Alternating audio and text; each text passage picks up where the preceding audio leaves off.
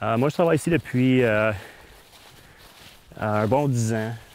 On a fait campagne pour protéger le territoire, puis là, ça a devenu une réserve écologique par la suite. J'ai une formation en foresterie, puis je suis aussi natif de la région, là, de la municipalité de Mayo. Mais là, on se trouve à être aux abords du lac La-Blanche. Le bassin versant du lac n'est pas très, très grand, mais il y a deux branches il y a deux rivières qui se jettent dans le lac. Il y a la rivière Inlet, puis la rivière La-Blanche, finalement, qui prend sa source un peu plus haut dans la réserve faunique Papineau-Labelle.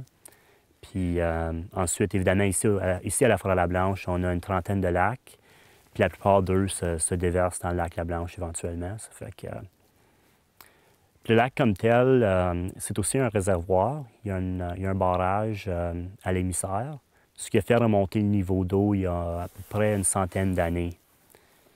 Donc, le niveau d'eau qu'on voit présentement, c'est naturellement, ça devrait être plus bas que ça. C'est un lac qui est quand même peu développé pour le sud de la région. On voit quelques fermes au loin, puis toute la rive est qu'on voit ici, finalement, c'est protégé par la réserve écologique de la forêt La-Blanche. Donc, ça veut dire qu'il ne va jamais y avoir de chalet ou de maison ou quoi que ce soit à cet endroit-là. C'est un lac qui est quand même utilisé pour les activités de plein air, comme le canot, kayak, la pêche aussi. C'est quand même un lac qui a une bonne qualité d'eau, étant donné qu'il y a très peu de résidents, puis il y a aussi très peu d'agriculture qui se fait tant sur le lac que dans le bassin versant.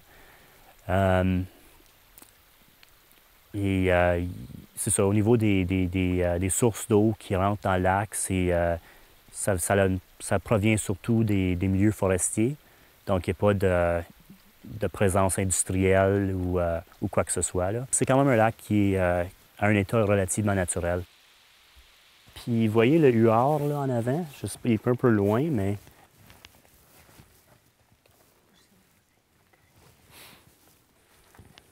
Il vient de plonger.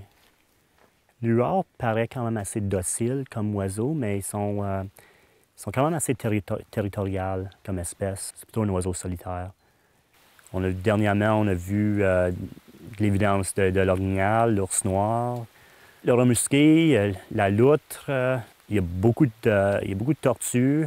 Les grenouilles, en effet, il y a le wawaron qui est une très grosse grenouille. Le castor est assez prolifique ici à la forêt La-Blanche. C'est une forêt qui n'a jamais été exploitée. Ça fait que même ici, on voit les très gros arbres. Ils sont très grands aussi. Puis il y a beaucoup de bois mort par terre.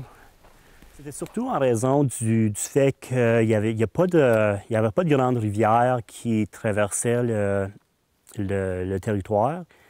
Puis c'était assez loin des routes principales aussi. Donc, c'était plus facile d'exploiter ailleurs. Et puis après ça, c'est sûr que rendu dans les années 1950-60, avec l'équipement qui sortait, ça aurait pu être exploité, mais on a l'impression que ça a comme été oublié. Aucune exploitation. Il n'y a pas de cueillette de champignons. Sirop d'érable, on ne fait pas ça. C'est vraiment protégé. C'est vraiment une exception même que les sentiers soient ici. Parce qu'il y a 70 réserves écologiques au Québec, puis il y en a seulement 3 qui sont accessibles au public. On laisse vraiment la nature prendre son chemin, puis faire un peu qu'est-ce qu'elle ferait naturellement. La seule intervention qu'on va faire, c'est si ça risque vraiment de mettre en danger la sécurité des visiteurs, puis là, on va l'enlever. Mais à part de ça, ça fait partie du cycle de la forêt. Puis, en effet, une des caractéristiques des forêts anciennes, c'est tant le bois mort sur pied, mais encore le bois mort par terre. Puis, en se décomposant, ça crée un habitat pour toute une panoplie d'espèces, de bactéries, de champignons, puis d'insectes. Puis, la même chose rendue au sol. Ça fait que c'est vraiment intéressant à ce niveau-là. Les oiseaux, les pics, toute la famille des pics, le grain pro brun. Les pique-bois, eux, vont s'y attaquer pour manger les insectes qui se trouvent à être à l'intérieur de l'arbre. Donc, il n'y a rien à gaspiller. Au niveau des oiseaux, il y a toute une variété. Là. On a identifié 268 espèces sur le territoire. Puis, ce qui fait que c'est un des endroits, là, un des endroits les plus propices à l'observation des oiseaux en Outaouais. Il y a une grande héronnière et puis aussi la présence de certaines espèces menacées, comme la paruline azurée, qui, elle niche vraiment seulement dans la cime des très grands arbres. Donc, évidemment, il y a très peu de forêts anciennes qui restent, donc, par extension, très peu de son habitat reste.